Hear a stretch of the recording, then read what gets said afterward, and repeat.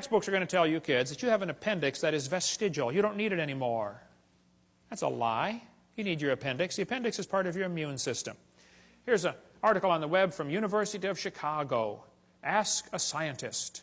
Nancy writes in and says, what is the function of the appendix in a human before it is taken out through surgery? This lady writes back and says, the appendix has no known function. She's way behind the times on that one. She goes on to say, it is believed that the appendix will gradually disappear in human beings as our diet do not includes cellulose no more.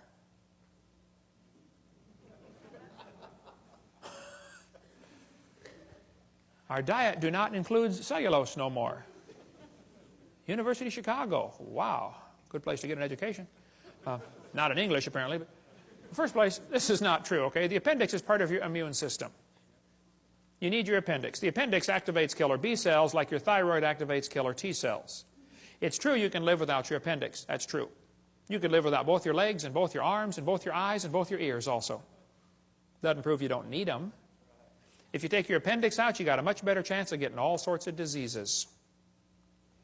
This textbook says the whale has a vestigial pelvis. Many organisms retain traces of their evolutionary history. For example, the whale retains pelvic and leg bones as useless vestiges. National Center for Science Education teaches, Bossy the cow evolved to blowho the whale. The cow evolved to the whale. And the evidence is the pelvis. Whales have a pelvis, vestigial pelvis and leg bone that serve no purpose. They have hind limb bones that have no function. Just imagine whales walking around. It's true. Well, here's the bones they're talking about right there. Just imagine the whale walking around. I have tried and tried to imagine, and I just can't do it. Almost every type of whale has these bones right there in the abdomen. They are not attached to the spine. That's correct. Textbook says the whale's pelvis is located far from the vertebra and has no apparent function. The whale's pelvis is evidence of its evolution from four-legged, land-dwelling mammals. This is a lie. Those little bones are anchor points that special muscles attach to that allow the whales to reproduce. Whales are kind of big, you know. And without those special muscles and those special bones, they can't get more baby whales. So either these guys are ignorant about their whale anatomy or they're lying to your kids trying to spread their theory. But it's not true that those are vestigial, okay? There are no vestigial organs, and if there were, think about it, that would be the opposite of evolution. That's losing, not gaining. How's that going to help? You lose everything until you have it all? We could spend 2 days on whale evolution. Every one of them, Ambulocetus and Pakicetus, have all been proven baloney. They can't be intermediate species, okay? The authors were certain the feet were enormous, even though nothing was found. Basilosaurus could not possibly have been ancestral to any of the modern whales. Pakicetus was made from one small piece of jaw, a small piece of skull, a small piece of jaw, and a few teeth. You find a little bit of jaw, a little bit of skull, a couple of teeth, and you know that it's half whale, half something on land? That's kind of a stretch, don't you think? We'll cover more on that later, but there's all kinds of stuff on our website about this. I've got in my museum a 15.5-foot python snake skin. If you look at the south end of that snake skin, it's got a couple claws attached to a little 2-inch bone going up inside the snake's body. We've got them got it in our museum, okay?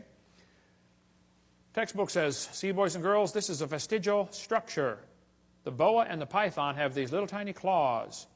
Do whales or snakes have back legs? You can see that they don't.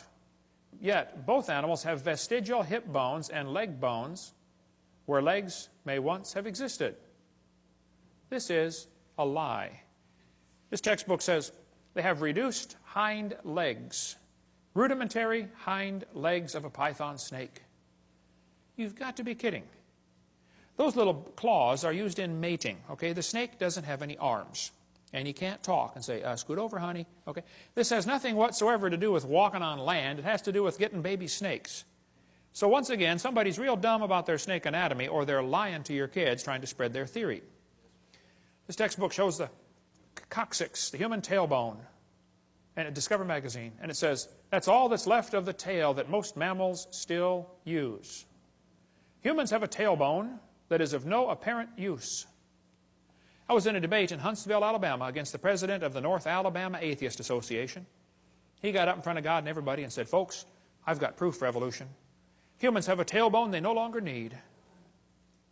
I said, Mr. Patterson, I taught biology and anatomy. I happen to know there are 9 little muscles that attach to the tailbone, without which you cannot perform some valuable functions.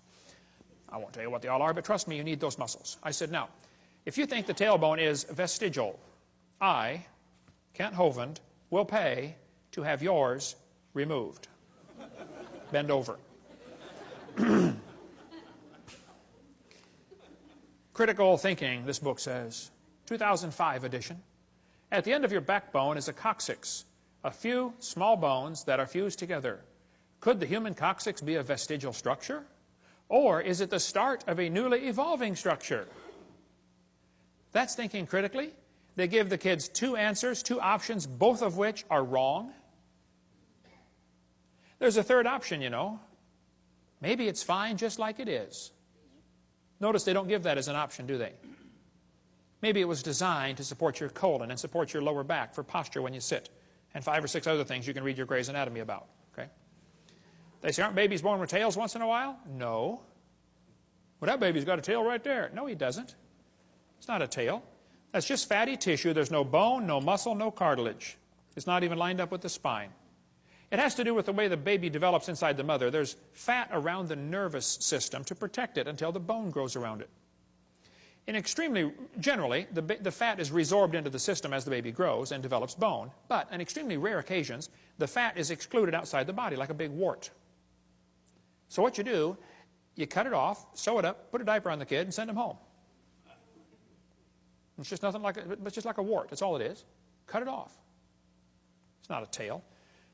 This one says the coccyx is a small bone at the end of the human vertebral column. It has no present function, and is thought to be the remainder of bones that once occupied the long tail of a tree-living ancestor. They told me when I was a kid, man used to have a tail, but he lost it because he didn't need it. I thought, didn't need it. Have you ever thought how handy a tail would be? Have you ever come to the door with 2 sacks of groceries? Man, wouldn't that be nice to be able to grab that door and walk right in there? You could drive down the highway and hold that can of Coke and tune the radio knob all at the same time. Lost it because we didn't need it. That's a lie. Everything used as evidence for evolution has been proven wrong. If real evidence exists, I'd like to see it.